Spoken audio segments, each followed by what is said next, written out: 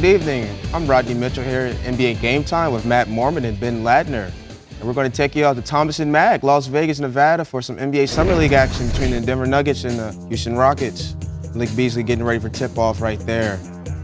Yeah, Beasley, a guy who didn't play a whole lot last season in his rookie year for the Nuggets, but a good athletic wing who can play some defense and obviously get to the bucket like we saw. Wow, look at the former Terp, Robert Carter with the put-back flush.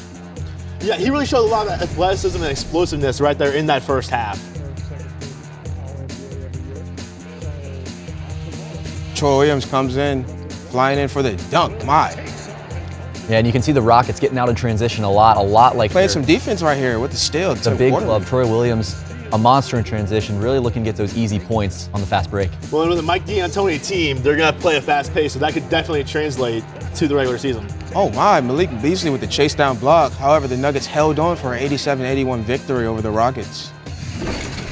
So guys, as you know, the Boston Celtics have made some free agency wave. They cashed the Brink trunk and cashed in the Brink trunk and has signed Gordon Hayward for a 4-year, $128 million deal. Your thoughts? Yeah, Hayward, he's definitely a bona fide all-star, right? Past 3 seasons now, he's had excellent points numbers. He's been very good distributing the ball, really just ran the offense for the most part there in Utah. Now he's going to be playing right there alongside Isaiah Thomas.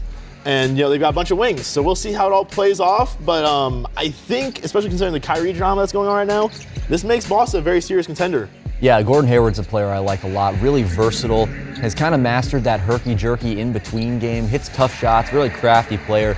Can guard 2 through 4 defensively. I like his fit with Isaiah Thomas a lot, actually, because he's a guy, he was the #1 option in Utah, relatively high-usage player, but he's also capable of playing off the ball.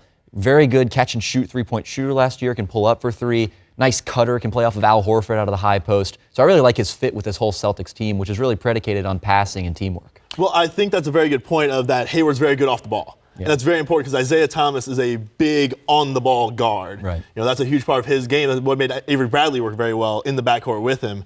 So I think it's a good fit for the most part. Speaking of Avery Bradley, you lose your top best defender, all-NBA first-team defender. How does that affect the Celtics? That Boston traded Avery Bradley to Detroit for Marcus Morris. So they lose their best defender, you do acquire a power forward. What does that do for them? Yeah, well, Bradley, another two-way guy that I like a lot. His biggest contribution to the Celtics really was he was able to guard those elite point guards that Isaiah Thomas couldn't. He was the Klay Thompson defensively to Isaiah Thomas's Steph Curry. He could get up into a Kyrie Irving, make him have a tough night.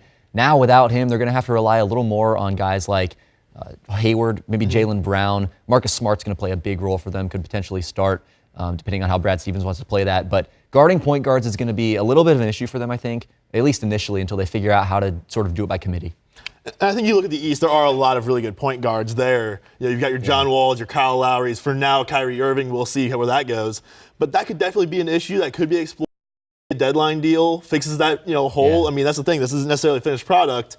We'll see where it goes from here. Well, and Boston's got a ton of young assets as well, right? I mean, you look at all of their first, second, third-year players, along with those draft picks, the Brooklyn picks, the Philly pick they got this year. They're in position to make a big move if they need to, or they can grow with these young guys, and we'll just have to see how they play it. Well, we will see. Thank you for tuning in to NBA Game Time. I'm Rodney Mitchell signing out. Have a great night.